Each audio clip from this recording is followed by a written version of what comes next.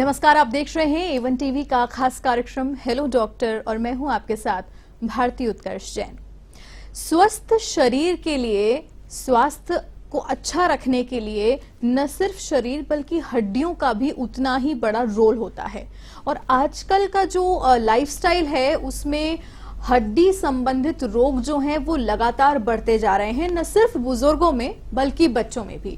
तो इसी पर हम विस्तार से बातचीत करेंगे कि हड्डियों की जो कमजोरी है उससे क्या क्या प्रॉब्लम्स आ सकती हैं, क्या ट्रीटमेंट अवेलेबल है, किस एज में हो सकते हैं और हमारे पास क्या क्या ऑप्शंस हैं।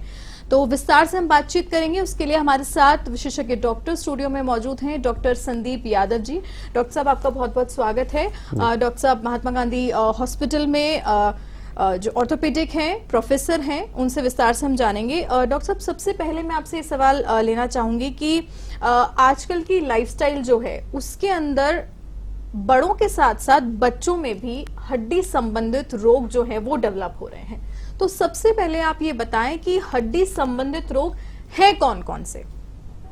जी, सबसे पहले तो जो लाइफस्टाइल की और या दैनिक दिनचर्या की जो आपने बात की, जो पिछले कुछ सालों में जो हमारी लाइफस्टाइल में बदलाव आए हैं, चेंजेज आए हैं, उनमें सबसे बड़ा बदलाव हमारा खान पान का बदलाव है और दूसरा सबसे बड़ा बदलाव है हमारी रूटीन एक्टिविटी, यानी कि जो हमारी एक्सरसाइज का जो शेड्यूल है उसके बारे में जो चेंजेस आए हैं वो बहुत ज्यादा महत्वपूर्ण है। जब हम खान पान की बात करते हैं तो हमारी जो लाइफ है वो बहुत ही ज्यादा फास्ट फॉरवर्ड मोड में चल रही है। तो खान पान भी हमारा बिल्कुल फास्ट फूड जैसा हो गया है, जिसके अंदर जो सामान्य मात्रा में जो हमारे को मिलने चाहिए, मिनरल्स मिलने चाहिए, प्रोटीन मिलना चाहिए, न्यूट्रिएंट्स जो मिलने चाहिए वो उतनी मात्रा में उस फास्ट फूड में नहीं मिल पाते हैं और उसी वजह से हमारी बोन्स में कहीं ना कहीं वो स्ट्रेंथ, वो स्टेमिना नहीं बिल्डअप होता है और वो वीक होना शुरू हो जाती है।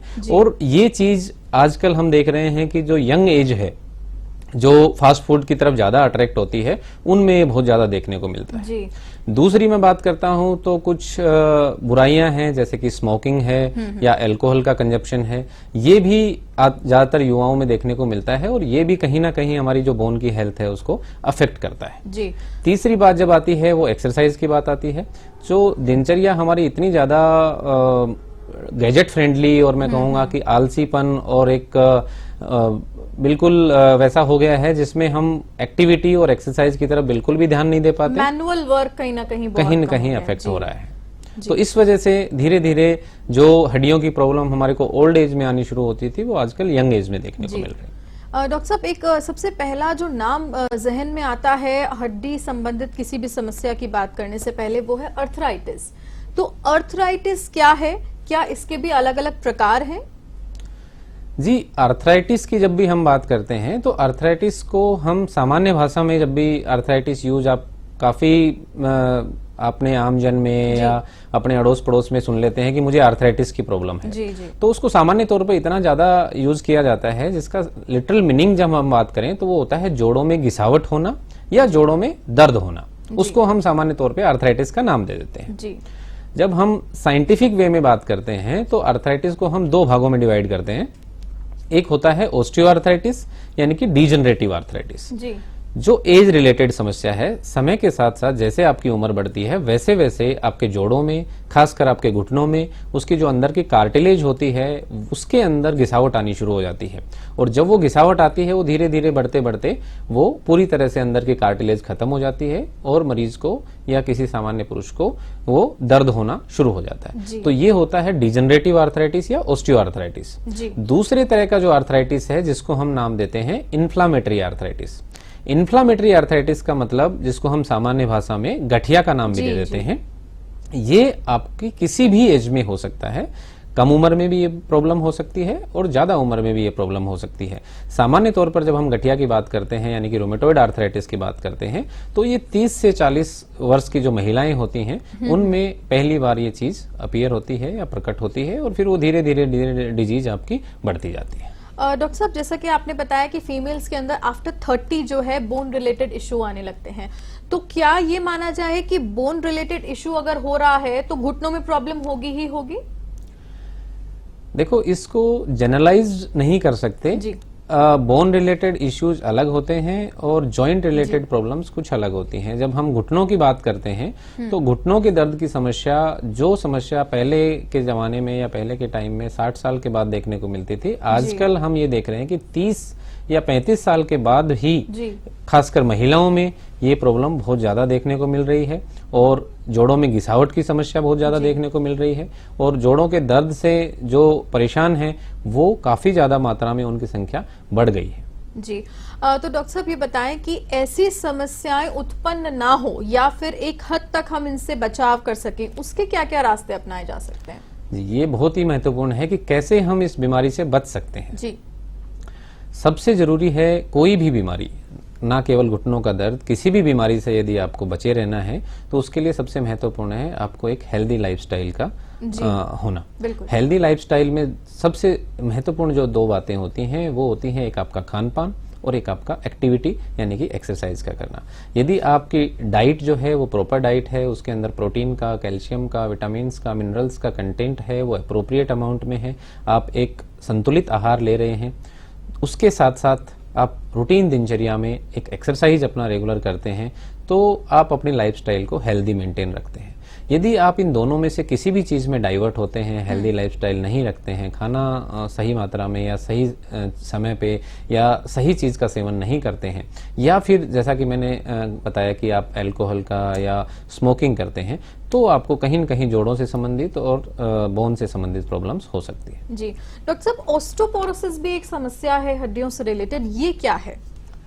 जब हम ऑस्टियोपोरोसिस की बात करते हैं तो ऑस्टियोपोरोसिस का मतलब होता है कि हड्डी का खोखला हो जाना, यानी कि हड्डी भुरभुरी हो जाती है एक तरह से, और इसको हम एक साइलेंट डिजीज का भी नाम लेते हैं। साइलेंट डिजीज हम इसको इसलिए कहते हैं क्योंकि जब तक उस मरीज को या उस आदमी को या उस फीमेल को कोई फ्रैक्चर नहीं हो जाता तब तक वो बीमारी का पता नहीं लगता, क्योंकि काफी लंबे समय से हो सकता है आपकी हड्डियां कमजोर हों, आपकी हड्डियां अंदर से खोखली हों, और किसी भी ट्रिवियल ट्रॉमा की वजह से, ज्यादातर केसेस जो हमारे पास आते हैं वो बाथरूम में स्लिप होकर गिरने की वजह से आते हैं या कहीं सीढ़ियों में आप स्लिप हो जाते हैं, उसकी वजह से जो सामान्य तौर पे जो फ्रैक्चर नहीं होना चाहिए फिर भी वो आपकी बोन ब्रेक हो जाती है, तो हम सस्पेक्ट करते हैं कि इसको ऑस्टियोपोरोसिस की वजह से प्रॉब्लम हुई है। ज्यादातर केसेस में ये 50 साल की उम्र के बाद देखने को मिलता है, लेकिन आजकल की एज में हम देख रहे हैं कि काफी यंग एज में भी ऑस्टियोपोरोसिस की प्रॉब्लम्स आ रही है। डायबिटिक और बीपी पेशेंट्स में भी ज्यादा देखने को मिल रहा है। हाँ बिल्कुल, कुछ कुछ ऐसी बीमारियां हैं जैसे डायबिटीज है,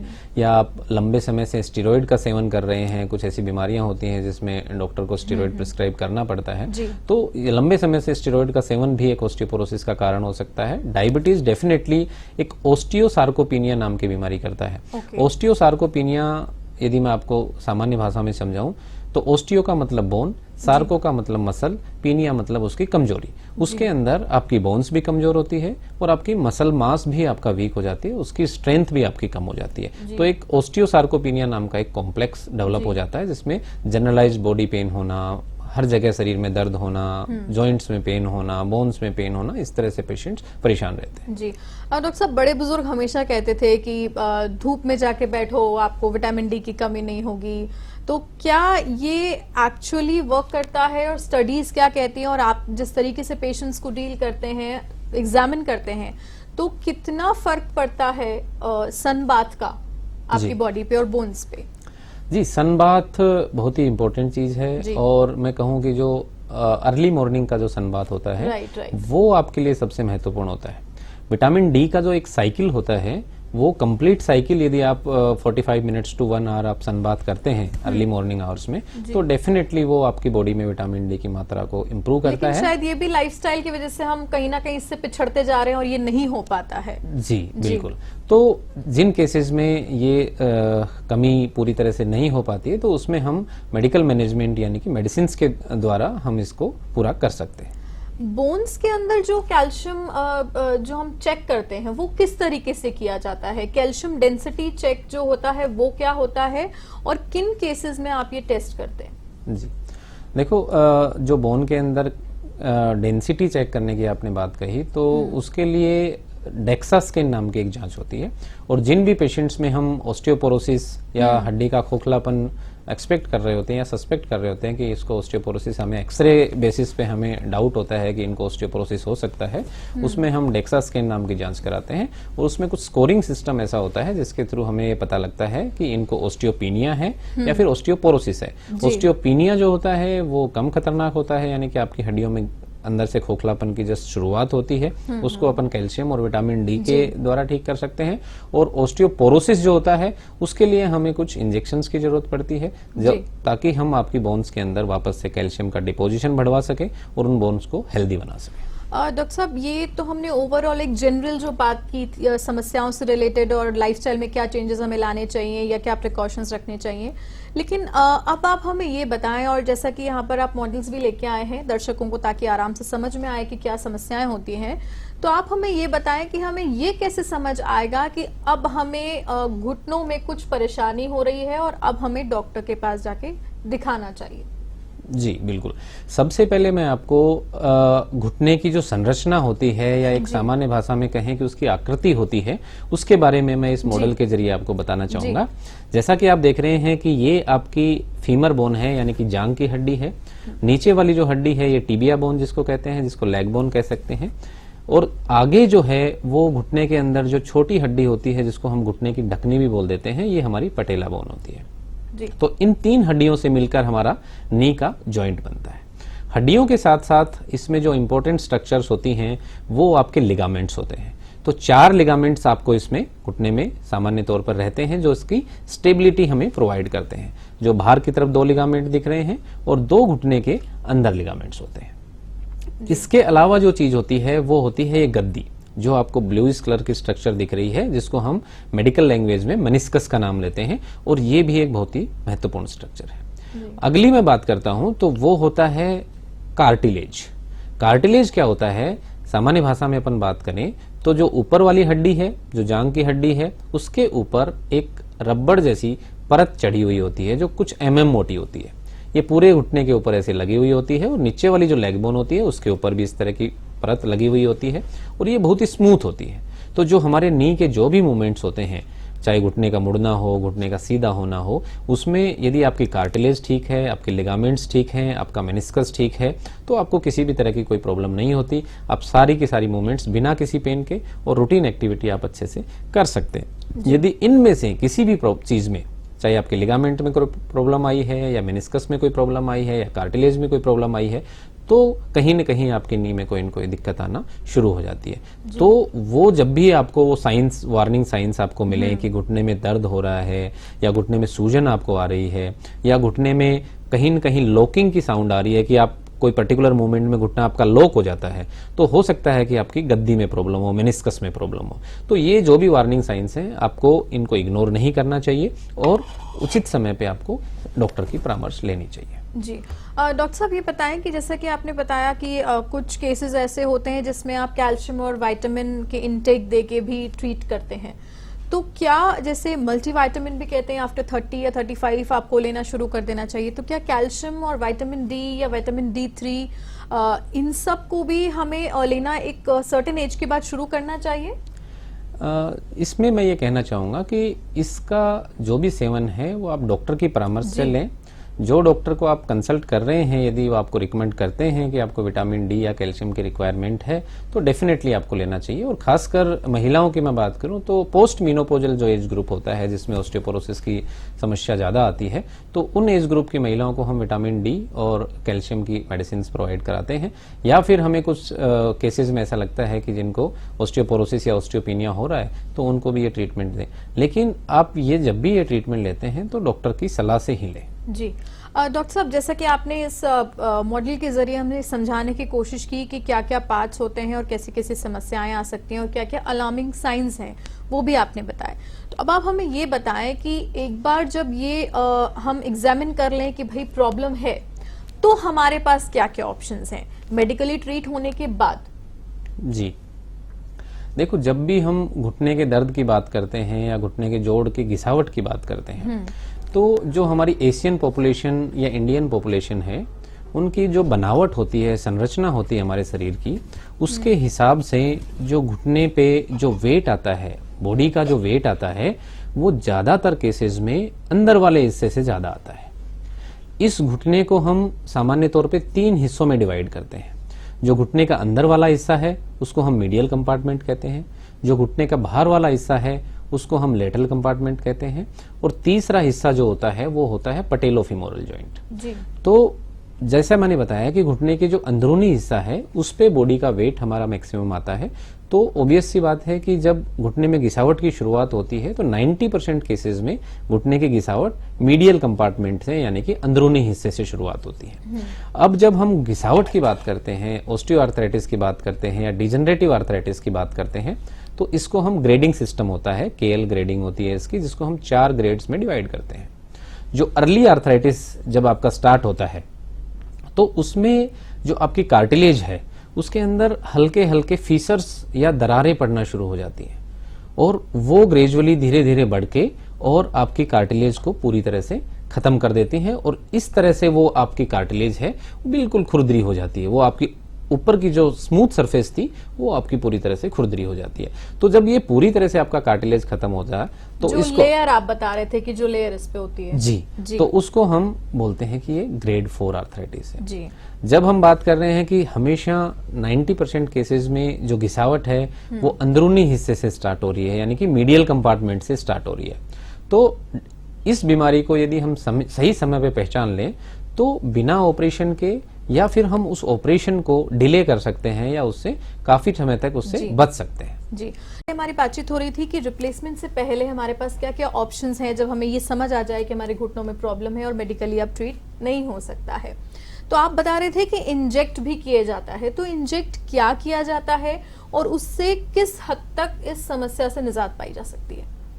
जी, जैसा कि मैंने बात किया कि ऑस्टियोआर्थराइटिस का ग्रेडिंग सिस्टम होता है और हम उसको 4 ग्रेड में डिवाइड करते हैं। तो जो अर्ली ग्रेड होती है, ग्रेड 1 और ग्रेड 2 जो स्टेज की जो बीमारी होती है, उस स्टेज में जो हमारा प्राइमरी ट्रीटमेंट होता है वो होता है मेडिकल मैनेजमेंट और फिजियोथेरेपी।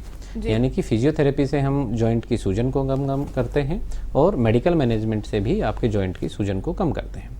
लेकिन कुछ केसेस ऐसे होते हैं जिनमें मेडिकल मैनेजमेंट आपका काम नहीं करता और फिजियोथेरेपी से भी आपको रिलीफ नहीं मिलता। तो जो सेकंड लाइन ऑफ ट्रीटमेंट होता है, जो अर्ली स्टेज 1 और 2 के लिए रहता है, वो होता है इंजेक्शंस। इंजेक्शंस की जब मैं बात करता हूँ तो 3 तरह के इंजेक्शंस हम यूजुअली यूज़ करते हैं। पहला इंजेक्शन जिसकी मैं बात करूँगा वो होता है पीआरपी का इंजेक्शन। पीआरपी की फुल फॉर्म होती है प्लेटलेट रिच प्लाज्मा, यानी कि आपका ही ब्लड हार्वेस्ट किया जाता है और उसमें जो ग्रोथ फैक्टर्स होती हैं और प्लेटलेट्स होते हैं उनको एक स्पेशल मशीन के द्वारा उनको हम सेपरेट करते हैं और वो आपके नी जॉइंट के अंदर इंजेक्ट कर देते हैं। उसका रोल ये होता है कि जो आपकी कार्टिलेज के अंदर जो फीचर्स बनी हैं, जो दरारें बनी हैं, वो कहीं न कहीं से वो एक रीजनरेशन प्रोसेस होता है और उसको गैप को या उस कार्टिलेज की चिकनाई को वापस से स्मूथली उसको फिल कर देते हैं। कुछ केसेस में ये चीज़ फ़ायदेमंद रहती है। दूसरे नंबर पे इंजेक्शन आते हैं हमारे विस्को सप्लीमेंट्स, यानी कि लुब्रिकेंट के इंजेक्शन।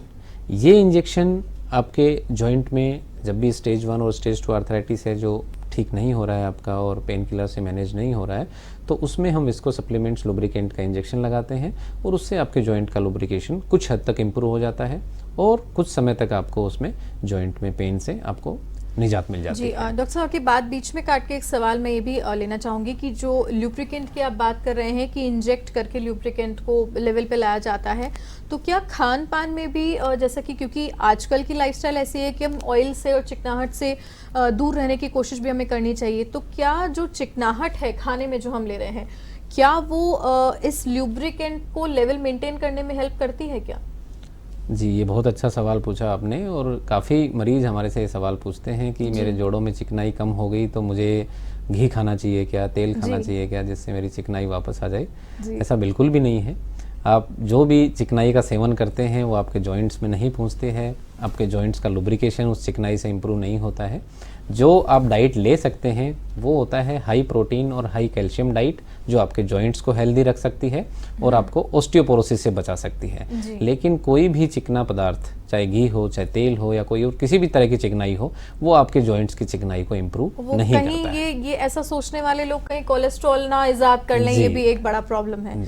जी आगे आप बताएं, और कौन सा इंजेक्शन? तीसरे इंजेक्शन की जब मैं बात करता हूँ तो वो होते हैं स्टेरॉइड के इंजेक्शन, जो लेट स्टेज की बीमारियां होती हैं, स्टेज 3 और स्टेज 4 आर्थराइटिस होता है, जो पेशेंट्स कई बार सर्जरी के लिए विलिंग नहीं होते, या कुछ ऐसे पेशेंट्स होते हैं जो सर्जरी के लिए फिट नहीं होते हैं, तो उन पेशेंट्स में हम वो इंजेक्शंस देते हैं। तो उससे भी आपके जॉइंट का इन्फ्लामेशन कम हो जाता है और काफ़ी हद तक आपको कुछ टाइम के लिए दर्द से निजात मिल जाती है। डॉक्टर साहब, कौन से वो लोग हैं जो सर्जरी के लिए या रिप्लेसमेंट के लिए फिट नहीं हैं? आजकल वैसे तो जो हमारी टेक्निक हैं, जो टेक्नोलॉजी है, जो एनेस्थीसिया टेक्निक्स हैं, वो इतनी ज़्यादा एडवांस हो गई हैं, मेडिकल साइंस इतनी एडवांस हो गई है कि हार्डली कोई पेशेंट ऐसे होते हैं जो अनफिट होते हैं। लेकिन फिर भी मैं कहूँ कि जो 90 प्लस से ज़्यादा जिनकी एज है, जिनकी लाइफ एक्सपेक्टेंसी हम सोच रहे हैं कि more than 6 months, less than 6 months और ईयर है, तो उन लोगों को हम नहीं चाहते कि इतनी बड़ी सर्जरी के हम ले जाएं, तो उन पेशेंट्स में हम वो इंजेक्शंस यूज़ कर सकते हैं। जी डॉक्टर साहब, ये तो हुई रिप्लेसमेंट से ठीक पहले और मेडिकली ट्रीटमेंट से ठीक बाद की बात। अब अगर हम रिप्लेसमेंट पे जाएं तो क्या ऑप्शन है? क्या अगर थोड़ी सी प्रॉब्लम है या एक पर्टिकुलर एरिया में प्रॉब्लम है तो भी क्या पूरी तरीके से रिप्लेसमेंट किया जाएगा, या इसके अलावा भी कोई ऑप्शन रहता है हमारे पास? जी, ये बहुत ही महत्वपूर्ण सवाल है और इसको हमें बहुत अच्छे से समझना चाहिए। जी जैसा कि मैंने कहा कि घुटने में 3 कंपार्टमेंट होते हैं, जैसा मीडियल कंपार्टमेंट है, लेटरल कंपार्टमेंट है और तीसरा आपका पटेलोफीमोरल जॉइंट है। तो जैसा मैंने आपको बताया कि घुटने में जब भी ऑस्टियोआर्थराइटिस या डिजनरेटिव आर्थराइटिस होता है वो मीडियल कंपार्टमेंट से शुरुआत होती है। तो यदि आप समय रहते अपनी बीमारी को पहचान लेते हैं और आप डॉक्टर से परामर्श ले लेते हैं और जो बीमारी है वो आपके सिर्फ और सिर्फ मीडियल कंपार्टमेंट तक सीमित है, तो आपको पूरा घुटना बदलने की या पूरा घुटना चेंज करने की कतई ज़रूरत नहीं है। इस कंडीशन में हम ये कह सकते हैं कि आउट ऑफ 100 आपका 30% पार्ट जो है वो डैमेज हुआ है और 70% पार्ट जो है वो आपका इंटैक्ट है, यानी कि नॉर्मल है। तो इन केसेस में जो आपके लिए बेस्ट ट्रीटमेंट होता है, जब आप मेडिकल मैनेजमेंट या इंजेक्शन से आपका ठीक नहीं हुआ है और जो हड्डी के बीच का गैप है, जो जॉइंट का गैप है, वो बिल्कुल आपका खत्म हो गया है, दोनों बोन्स आपकी एक दूसरे से टच कर रही हैं, रगड़ खा रही हैं और सिर्फ एक कंपार्टमेंट से डिजीज संबंधित है, तो इन पेशेंट्स के लिए जो बेस्ट ट्रीटमेंट ऑप्शन है वो है partial knee replacement. Partial knee replacement को हम यूनिकोंडाइलर नी रिप्लेसमेंट भी बोलते हैं और इसको हम बहुत ही एक स्पेशल टेक्निक, जिसको हम माइक्रोप्लास्टी टेक्निक है, उससे करते हैं, जिसमें आपका जो घुटने का सिर्फ 30% पार्ट है उसको रिसरफेस किया जाता है और 70% पार्ट आपका ओरिजिनल रहता है। डॉक्टर साहब, अगर मैं आपसे कहूं कि इस मॉडल में आप हमें बताएं कि जैसे 30% पार्ट अगर रिप्लेस करना है तो किस तरीके से, वो कौन सा पार्ट होगा और कैसे होता है? तो जी, जैसा कि मैंने आपको पिछले मॉडल के थ्रू ये समझाया था कि घुटने का मीडियल कंपार्टमेंट आपका आर्थराइटिस हुआ है, तो उसके अंदर आपकी ये फीमोरल कॉन्डाइल के कार्टिलेज भी घिसावट हो जाती है, टीबियल कॉन्डाइल के कार्टिलेज में भी घिसावट हो जाती है। जो लेटरल कंपार्टमेंट है और पटेलोफीमोरल जॉइंट है वो आपका बिल्कुल इंटैक्ट है। तो उन कंडीशंस में जो आपकी फीमोरल सरफेस है उसको हम रिसरफेस कर देते हैं और मेटल से उसको कवर कर देते हैं। टीबियल सरफेस है उसको भी हम मेटल से कवर कर देते हैं और बीच में जो होता है वो हाईली क्रॉस लिंक्ड पॉली होता है और इस तरह से जो दोनों साइड के गैप हैं, आपका बाहर का साइड का गैप यानी कि लेटरल साइड का गैप और मीडियल साइड का गैप, दोनों इक्वलाइज हो जाते हैं, यानी कि बराबर हो जाते हैं। डिजीज में ऑपरेशन से पहले की कंडीशन में क्या होता है कि आपका एक साइड का गैप कम हो जाता है, एक साइड का गैप नॉर्मल रहता है, तो आपके पैर में टेढ़ापन आ जाता है। और जैसा कि हम गाड़ी का अलाइनमेंट करेक्ट कराते हैं, क्योंकि गाड़ी का यदि अलाइनमेंट ठीक नहीं होता तो कहीं न कहीं गाड़ी के टायर में घिसावट ज़्यादा आती है। सेम उसी तरह से यदि हमारे नी का अलाइनमेंट ठीक नहीं होगा तो नी के दूसरे हिस्से भी जल्दी खराब हो जाएंगे, यानी कि दूसरे हिस्से भी घिस जाएंगे। तो इसमें हम बहुत ही छोटी सर्जरी से, बहुत ही छोटे चीरे से, मैं कहूँगा 6 से 7 सेंटीमीटर का छोटा सा चीरा लगता है और उससे हम इसको मीडियल कंपार्टमेंट को रिसरफेस कर देते हैं और उससे पूरी तरह से आप पूरी तरह से दर्द से फ्री हो जाते हैं। तो डॉक्टर साहब, ये 30% जो आपने बताया कि जिसे कि पार्शियल रिप्लेसमेंट आप कहते हैं, तो क्या पार्शियल रिप्लेसमेंट करने के बाद जो ओरिजिनल पार्ट है उस पे तो कोई इफेक्ट नहीं होता? जी, जैसा कि मैंने कहा कि अलाइनमेंट और आपका जो गैप बैलेंसिंग है वो इक्वलाइज हो जाता है जी। तो जो बॉडी का वेट एक्सिस होता है हमारा, वो आपके नी के सेंटर से ट्रांसफर होता है। तो जब नी के सेंटर से बॉडी का वेट ट्रांसफर हो रहा है तो दोनों साइड जो आपके दोनों कोंडाइल्स हैं, मीडियल कोंडाइल और लेटरल कोंडाइल, दोनों के बीच से आपका बॉडी वेट ट्रांसफर हो रहा है क्योंकि आपके दोनों साइड के गैप इक्वल हो गए हैं, तो अलाइनमेंट आपका इंप्रूव हो गया है। तो इस कंडीशन में आपका जो लेटरल कंपार्टमेंट, जो हेल्दी कंपार्टमेंट है, उस पे भी इक्वल लोड आता है और जो आपका रीसरफेस्ड कंपार्टमेंट है उस पे भी इक्वल लोड आता है। तो इससे दूसरी साइड को खराब होने के चांसेस नहीं होते। जी डॉक्टर साहब, अब ये 30% से ज़्यादा डैमेज की अगर हम बात करें, जहाँ पर मेडिकल टर्म की अगर बात करें तो कंप्लीट नी रिप्लेसमेंट, जैसे आम भाषा में हम कहें, तो वो किस तरीके से किया जाता है? और ये पार्शियल रिप्लेसमेंट और कंप्लीट जो रिप्लेसमेंट है नी का, कितना सफल है? जी, दोनों में अलग है। जी, दोनों में अंतर समझना बहुत जरूरी है। जी जी। जब आपको, जैसे मैंने कंपार्टमेंट्स की बात की, यदि आपको 2 या 3 कंपार्टमेंट अफेक्टेड हैं, यानी कि आपका मीडियल कंपार्टमेंट भी अफेक्टेड है, लेटरल कंपार्टमेंट भी अफेक्टेड है और पैटेलोफीमोरल जॉइंट भी अफेक्टेड है, तो इन केसेस में आपको पार्शियल नी रिप्लेसमेंट आपके लिए सही सर्जरी नहीं है। पार्शियल नी रिप्लेसमेंट सिर्फ और सिर्फ उन्हीं पेशेंट्स के लिए है जिनमें सिर्फ एक कंपार्टमेंट अफेक्टेड है। तो जिनमें 2 या 3 कंपार्टमेंट अफेक्टेड हैं उनके लिए हमें टोटल नी रिप्लेसमेंट सर्जरी ही करनी पड़ती है। जी। अब बात आती है कि दोनों में क्या डिफरेंस है। जी। मैं आपको एक सामान्य भाषा में समझाता हूँ कि सपोज करो कि आपके डेंचर में से 3 दांत आपके खराब हो जाते हैं या 3 दांत आपके गिर जाते हैं, तो उस कंडीशन में हम आपके 3 दांत वापस से नए बना के लगा देते हैं या आर्टिफिशियल आपके टीथ लग जाते हैं, इम्प्लांट्स लग जाते हैं, तो वो आपका डेंचर नॉर्मल डेंचर की तरह बिहेव करता है। जी। यदि आपका पूरा डेंचर ही खराब हो जाता है तो आपको नया पूरा डेंचर रिप्लेस करना पड़ता है।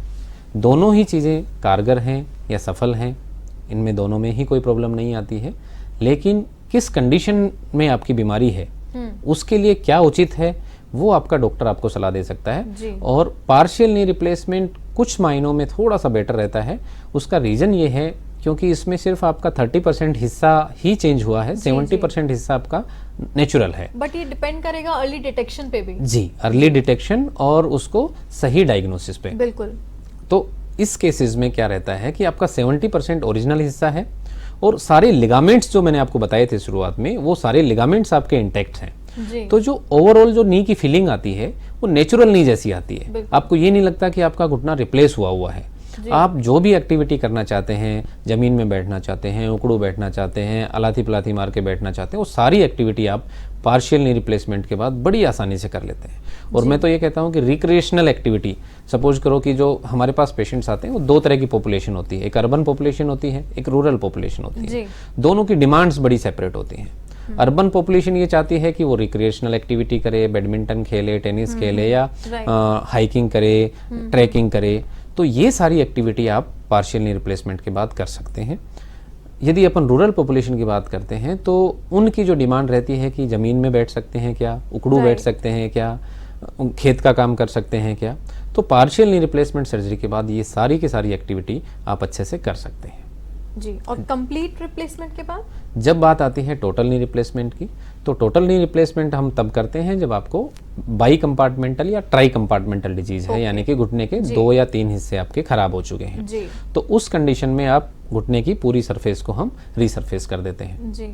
उसके बाद पूरी तरह से आपका दर्द जो है वो ठीक हो जाता है, आपका नॉर्मल चलना फिरना आपका ठीक हो जाता है, आप रूटीनली दिनचर्या में सारी की सारी एक्टिविटी कर सकते हैं। लेकिन जो नेचुरल फीलिंग जो पार्शियल नी में आती है वो कहीं ना कहीं इसमें मिसिंग है। जी जी।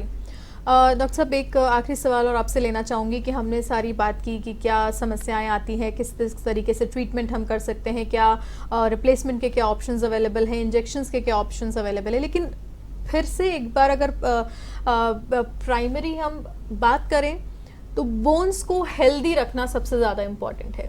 तो आप मुझे ये बताएं और हमारे दर्शकों को बताएं कि अल्टीमेटली अगर बोन्स को हेल्दी हमें रखना है तो हम डेली रूटीन लाइफ में इनटेक में क्या क्या ऐसा ले सकते हैं और क्या प्रिकॉशंस रख सकते हैं कि हमें ऐसी समस्याओं से जूझना ना पड़े या फिर हम उसे थोड़ा सा पोस्टपोन एटलीस्ट कर पाएं। जी, इसके लिए मैं अपने सभी दर्शकों को ये मैसेज देना चाहूँगा जी। कि 3 चीज़ें हैं जो हमें ध्यान रखनी चाहिए। सबसे पहली चीज़ है आपका डाइट या खान पान। जी। अपनी डाइट को जितना आप हेल्दी रख सकते हैं, जितना आप फास्ट फूड से या फालतू की चीज़ों से आप जितना बच सकते हैं। हेल्दी डाइट का मतलब ये होता है कि हाई प्रोटीन और हाई कैल्शियम डाइट आप अपने भोजन में रखिए और उससे आप अपनी बोन्स के साथ साथ अपने शरीर को स्वस्थ रख सकते हैं। दूसरी चीज़ आती है रेगुलर एक्सरसाइज या नियमित रूप से व्यायाम करना। यदि आप अपने दिनचर्या में हाफ एन आवर, आधा घंटा यदि आप अपने व्यायाम के लिए, अपने शरीर के लिए निकालते हैं तो अपने जॉइंट्स को, अपनी बोन्स के बारे में ये मैं कहूँ तो बोन जब तक उस पर लोडिंग होती है, यानी कि हम जितना ज़्यादा चलते हैं, जितना ज़्यादा यूज करते हैं, वो उतनी ही ज़्यादा स्ट्रांग होती है। जितना हम उसको यूज नहीं करेंगे वो उतना ही वीक होता जाएगा। तो आप यदि हाफ एन आवर भी अपना दिनचर्या में निकालते हैं एक्सरसाइज के लिए तो आप अपने जॉइंट्स को और बोन्स को हेल्दी रख सकते हैं। ओवरऑल हेल्थ को भी मेंटेन किया जा सकता है। जी। तीसरी चीज़ आती है कि कुछ चीज़ें ऐसी होती हैं जो एज डिपेंडेंट होती हैं, कुछ एक्सरसाइजेज ऐसी होती हैं जो एज डिपेंडेंट होती हैं। तो अप टू 40 ईयर्स, 40 ईयर की उम्र तक मैं कहूँगा कि रनिंग बहुत अच्छी एक्सरसाइज है। 40 साल के बाद यदि आप कुछ एक्टिविटी करना चाहते हैं तो स्विमिंग और साइकिलिंग आपके लिए बेस्ट एक्सरसाइज हो सकती है। 50 साल की उम्र के बाद मैं आपको कहूँगा कि हाई इम्पैक्ट एक्टिविटी में वो एक्टिविटीज आती हैं जैसे जंपिंग है या स्कीपिंग है, रस्सी कूदना है। इस तरह की एक्टिविटी से हमें बचना चाहिए क्योंकि वो जैक्स और ये सब नहीं करने चाहिए आफ्टर 50 ईयर्स, क्योंकि वो कहीं न कहीं आपके नी पे इम्पैक्ट डालती हैं। तो हाई इम्पैक्ट एक्टिविटी से आपको बचना चाहिए और बाकी आपकी जॉइंट की कंडीशन कैसी है, आपकी ओवरऑल फिटनेस कैसी है, वो इंडिविजुअल वे में होता है। ये मैंने एक जनरलाइज्ड बात बताई है आपको।